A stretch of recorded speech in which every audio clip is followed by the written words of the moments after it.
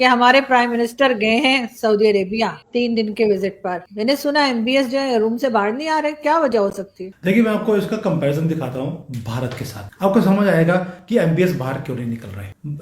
New Zealand के जो प्रधानमंत्री भारत में आए, मोदी जी ने हाथ खोलकर स्वागत किया, उन्होंने भी बिना सोचे समझे जप्फी पा ली। उसका रीजन ये था कि जो न्यूजीलैंड के प्रधानमंत्री हैं उन्हें मालूम था कि मोदी जी अगर गले मिलेंगे अल्लाहू अकबर बोलकर या अल्लाहू बकरी अल्लाहू हलाला ऐसा कुछ भी बोलकर वो फटेंगे नहीं। एक तो उनको डर नहीं था, दूसरा उनको ये डर नहीं था कि अगर वो गले मिले हाथ ऊपर करके पता लगे पीछे से किसी ने जेब में से पर्स निकाल लिया, तो उनको दोनों चीजों का डर नहीं था। इसलिए उन्होंने बड़े आराम से यहां पर मीटिंग करी। अब आते हैं आपका सो कॉल्ड प्रधानमंत्री, वो गया भीख मांगने के लिए, पहले भी कितनी बार गया था वहां पर। अब आप उसको बोलेंगे यार ये तो भीख नहीं है, ये तो हेल्प है, ये तो एड है, ये तो जकात है, जो भी बिजनेस करने के ट्रेड होगी, ट्रेड। ट्रेड तो ट्रेड क्या है? ट्रेड करने से पहले बोलेंगे देखिए हम भीख नहीं मांगना चाहते, क्योंकि क्या करें, मजबूरी है, भीख मांगनी पड़ती है। तो एमबीएस इसीलिए बाहर नहीं निकल रहे। उन्हें मालूम है कि रमजान का टाइम है,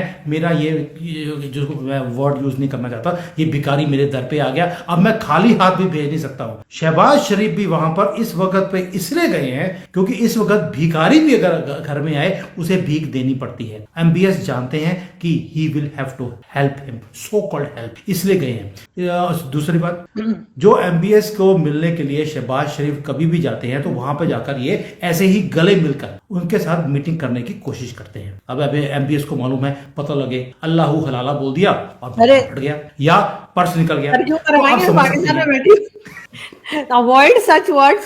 लेकिन ये कि मैं रॉय जी, आपके ख्याल से बहुत इंपॉर्टेंट विजिट नहीं लग रहा आपको ये प्राइम मिनिस्टर का? ऐसे वक्त में ईद आने वाली है, गए हैं और पूरी की पूरी टीम गई, इवन पंजाब की चीफ मिनिस्टर भी गई है। बहुत बड़ा जिसे बोलते हैं ना हमारे टब्बर लेके गए। पंजाब की चीफ मिनिस्टर तो उस पे गई है ना यार, उम्रे पे।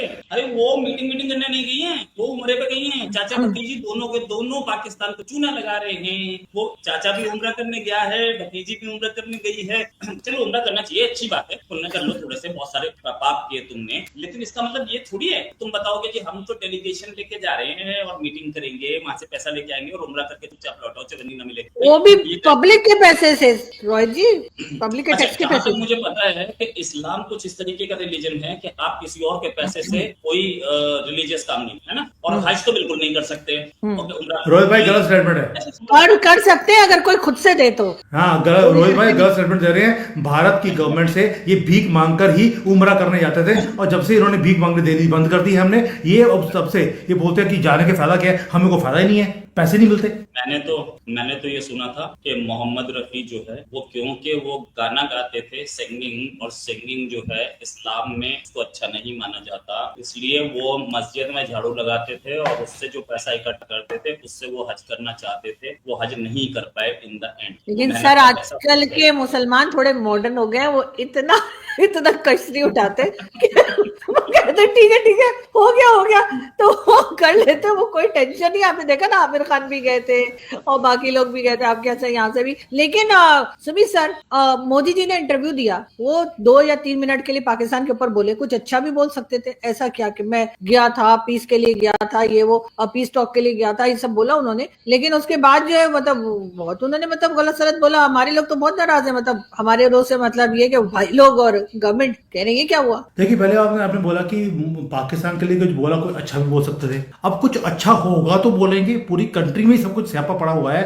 तो वो बोलने के लिए कुछ है ही नहीं। जो था उन्होंने बड़े ही तमीज के साथ उन्होंने बोला कि भी मैं गया था, मैं पीस की बात करने गया था। अब आपको सब लगता है कि पीस का मतलब है कि वो शांति की बात करने गए थे, ऐसा कुछ नहीं था। हमने बोला था कि हमारा जो पीस एक टुकड़ा जो आपके पास है हमें वापस कर दीजिए, सारा मामला सॉल्व हो जाएगा। जैसे अभी रिसेंटली जयशंकर जी ने भी बोला था कि जो पीस ऑफ लैंड जो पाकिस्तान ने इलीगली ऑक्यूपाई कर लिया है, हम जिस दिन ले लेंगे उस दिन, ऐसे बोला उन्होंने, प्रॉब्लम सॉल्व हो जाएगी। तो वही चीज मोदी जी भी करने गए थे, नहीं हुई है, हो जाएगी। तो बाकी जो आपको वहां पे गुस्सा आ रहा है कि पाकिस्तान का नाम लेकर उन्होंने कोई अच्छी बात नहीं करी, और भाई पाकिस्तानी खुद कोई अच्छी बात नहीं करते पाकिस्तान को लेकर, मोदी जी से क्या आप तवज्जो रखते हैं कि वो बोल देंगे अपना घर संभालिए पहले, जो संभल नहीं रहा, मैं बता रहा हूं आपको। और ये जो चाइना जिसके आप पाले में बैठे हुई हैं, वो आपका क्या हाल करने वाला है ये आप देख लेना। अभी आप भी देख लेना, आप हमें जानते नहीं हो, देख लेना।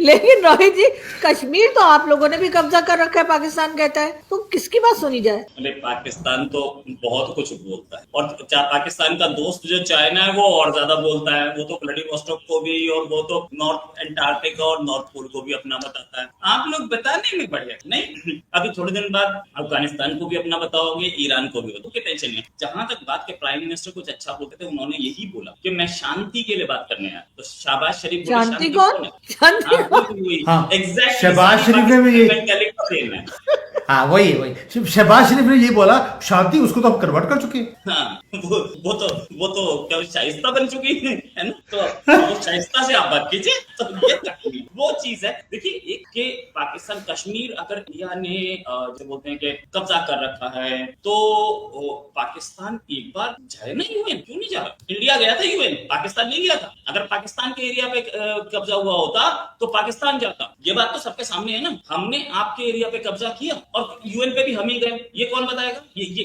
लॉजिकल बात बनती है? लॉजिकल बात नहीं है। यूएन में इंडिया गया था क्योंकि पाकिस्तान ने हमारे एरिया पे कब्जा किया, राइट? अब जहां तक बात है कि यूएन की जितने करारदादे हैं वो सारी लंबी कहानी है, वो लंबी है।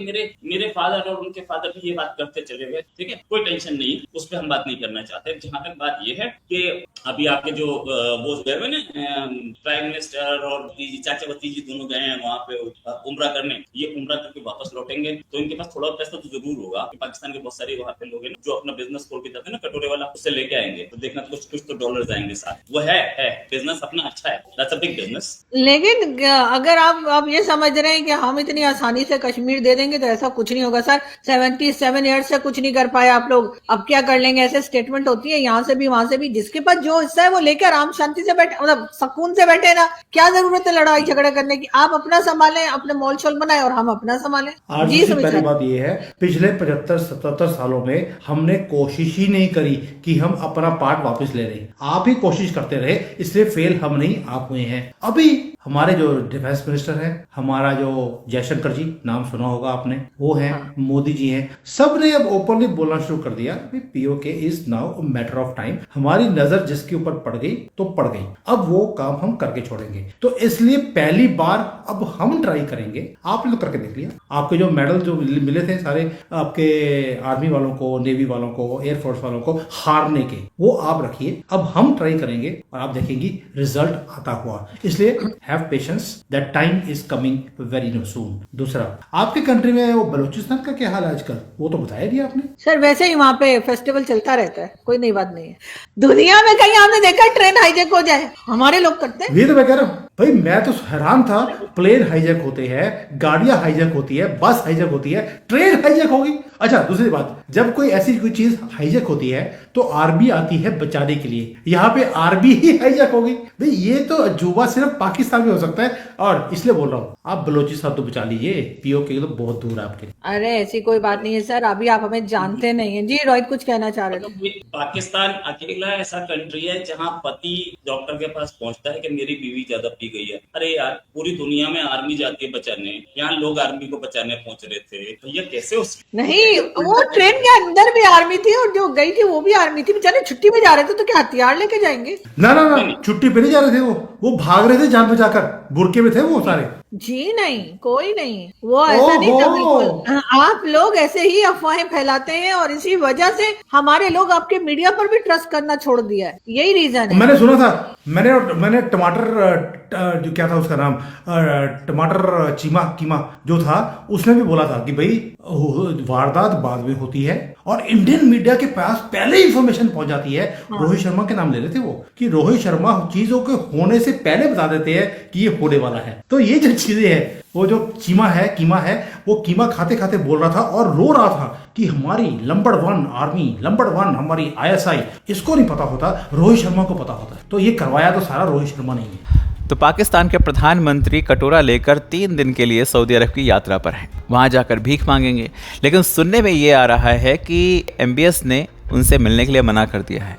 ये कमरे से बाहर भी नहीं आए, ये उनके चेले चपाटे से सिर्फ मीटिंग करने लग रहे हैं। सोचो किसी देश के प्रधानमंत्री की ये इज्जत है कि वहाँ का बंदा इनसे मिलना ही नहीं चाहता। भाई उनको पता है ना कि वो किस लिए आए हैं। ये लोग अपनी आवाम को इतना बेवकूफ़ बनाते हैं ना कि पूछो मत। बोलकर जाते हैं कि हम द्विपक्षीय बातचीत के लिए जा रहे हैं, द्विपक्षीय समझौते होंगे, वहाँ पर बिजनेस आएगा। भाई बिजनेस नहीं, कटोरा लेकर वहाँ से भीख मांगने जाते हैं। इनकी बेइज्जती की हद तो इस बार ये हो गई है कि भाई मोहम्मद बिन सलमान ने इनसे मिलने के लिए मना कर दिया है। पिछली बार $2 अरब की सहायता इनको मिल गई थी, इस बार ये लोग फिर से कटोरा लेकर पहुंच चुके हैं। आप ये वीडियो देखिए और इसका कॉन्फिडेंस देखो। ये भीख मांगने जा रहा है, वो भी इस कॉन्फिडेंस के साथ में अपने देश के लिए। गजब है भाई, गजब है। इनकी आवाम को भी पता है कि सऊदी ना पैसे दे देता है, इसीलिए इनकी आवाम भी भीख मांगने के लिए सऊदी अरब पहुंच जाती है। भाई पिछली बार तो MBS ने टाइट कर दिया था, जितने भी भिखारी थे उनको या तो जेलों के अंदर बंद कर दिया या तो सीधा डिपोर्ट कर दिया पाकिस्तान के लिए। फिर भी इनको शर्म नहीं आती।